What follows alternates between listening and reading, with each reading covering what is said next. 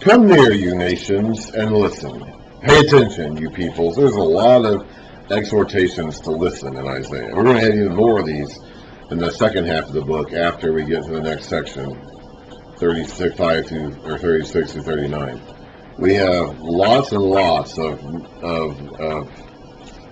instances where we're telling people to listen to what God is saying because we don't want to listen to what God is saying. Pay attention, you peoples. Let the earth hear and all that is in it, the world and all that comes out of it.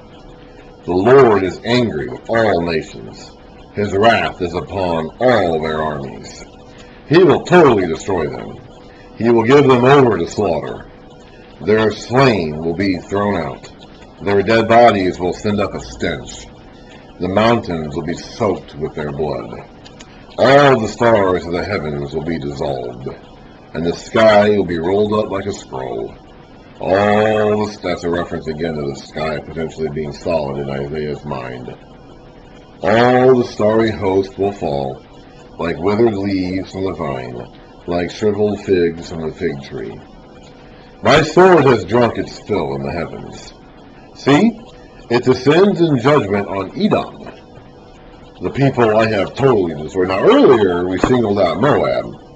At the end of the last section, of course the last section was a bunch of oracles against various nations. At the end of that section, in Isaiah 25, let's see here, 24,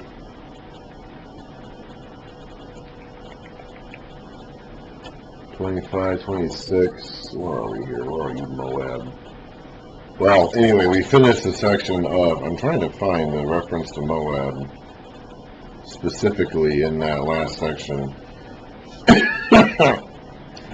But we singled out Moab as representative of the nation. We had just gotten done giving an oracle against a whole bunch of nations. And then we kind of referred to the Lord's judgment over all the earth. And then in that context, we singled out Moab. Not necessarily because Moab itself, well, there it is, chapter 25, verse 10 and following. Not necessarily because of Moab itself being the only one being judged, but that it was just a representative of the other nations. And here Edom is being used in that role. We have been talking about Jerusalem, Ephraim, Jerusalem, and Assyria. And now we're suddenly talking about Edom, not necessarily in the context of Edom itself, but just God's judgment against the nations. And Edom here is a representative of those nations. The sword of the Lord is bathed in blood. It is covered with fat, the blood of lambs and goats, fat from the kidneys of rams. For the Lord has a sacrifice in Bozrah, and a great slaughter in Edom. And the wild oxen will fall with them, the bull calves and the great bulls. Their land will be drenched with blood, and the dust will be soaked with fat. For the Lord has a day of vengeance, a year of retribution, to uphold Zion's cause. Edom's streams will be turned into pitch, her dust into burning sulfur. That goes back to the Sodom and Gomorrah imagery. Remember how before Sodom and Gomorrah were destroyed for good, they got involved in this battle with nations to their east, and Abraham actually had to kind of come and save, because Lot and his family were taken captive, and Abraham had to kind of come and save them and fight on behalf of Sodom and Gomorrah. And the kings kind of wanted to come and make peace with him, and he said, "No, I don't have anything to do with you."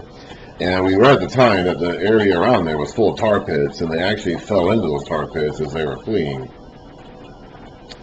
And then, of course, the whole place went up and burning sulfur. So this imagery here is going back to the tar pits and the pitch and the burning sulfur of Sodom and Gomorrah.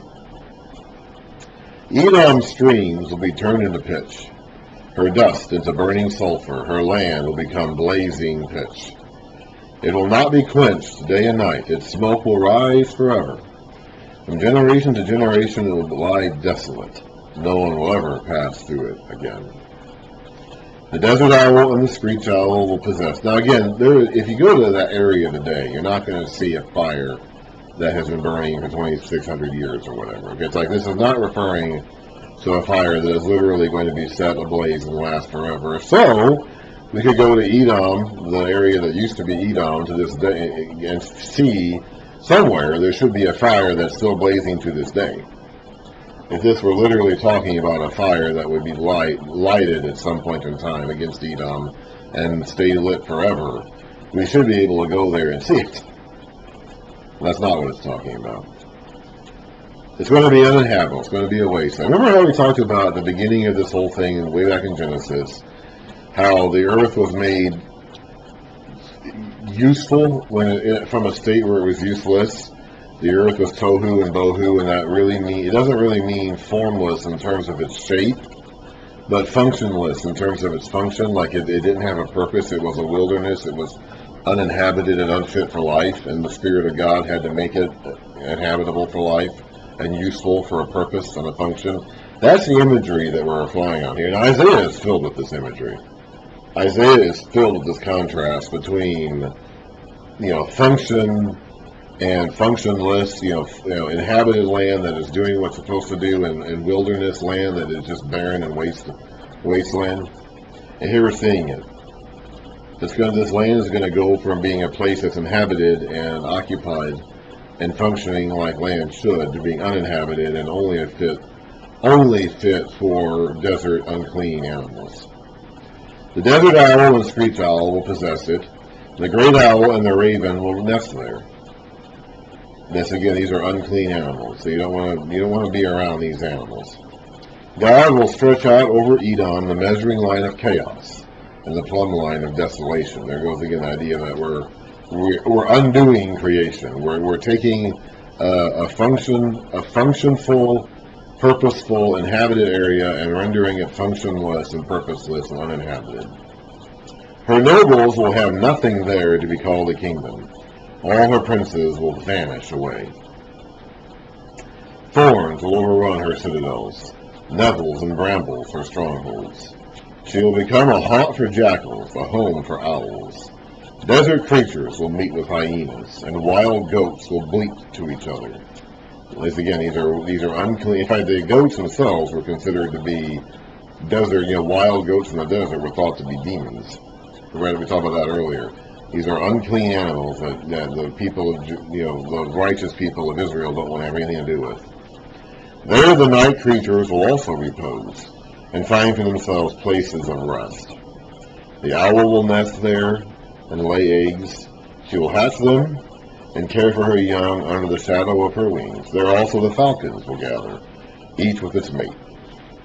Look in the scroll of the Lord and read. I'm guessing it's referring to his own scroll. I'm not sure, though.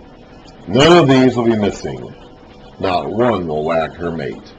For it is his mouth that has given the order, and his spirit will gather them together. He allots their portions. His hand distributes them by measure. They will possess it forever, and dwell there from generation to generation. The desert and the parched land will be glad. The wilderness will rejoice and blossom. So there we go, that again, idea we're taking the desert land and making it a garden again. That's what the whole garden imagery in the beginning of Genesis is about. And again, these people live near a desert. They live in a harsh climate. Okay, the promised land, the land they're going into, when Moses is coming out of Egypt with the people, they're living in a wilderness. They're traveling around in the wilderness. They came from Egypt, which is a desert that had a river in the middle of it. And then east of Israel is a desert. The Israel itself, at least portions of it, has a very nice climate. That's why it was a promised land. That's why they wanted it. That's why it was sought after. But they were used to wilderness. They were used to desert. They were used to harsh, uninhabitable, very hostile climates. And so that's where that's why gardens meant so much to them. That's why that imagery goes back and forth between being a desert or a wasteland and a garden.